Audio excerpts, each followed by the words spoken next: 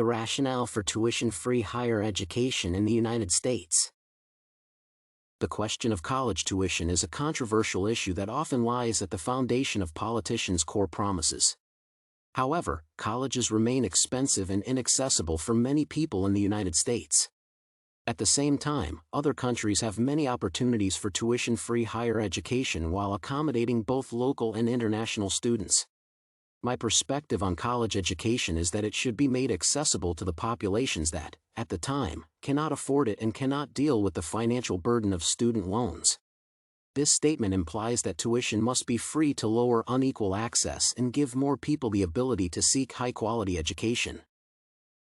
Several problems arise from the fact that college is expensive. First, most marginalized populations do not obtain access to higher education. People of color and students from low-income families often need monetary support the most.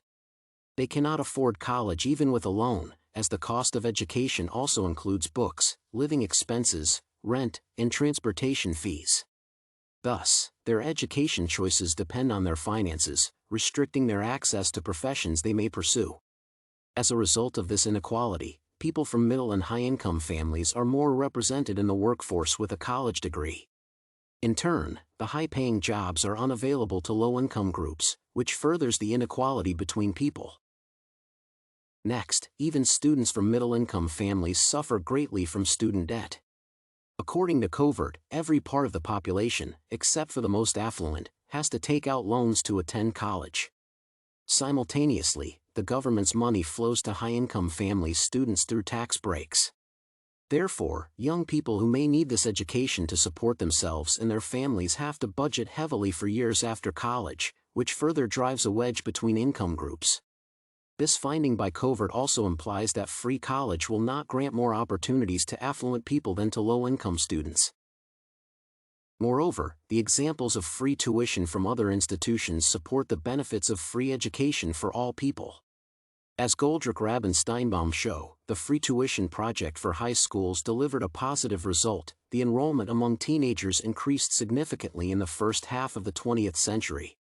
Some free courses and certificate programs from community colleges also gave low-income students a chance to receive an education and enter the workforce with vital skills. Thus, this policy should be transferred to higher education, acknowledging the particular issues of marginalized groups. A free college education is a possibility, as shown by several other instances in and outside the United States. Student debt and marginalized groups' lack of access to higher education create a rift between high-income and middle and low-income groups. The former has the necessary credentials to compete for high-paying jobs, while the latter either do not attend college at all or deal with lifelong debt.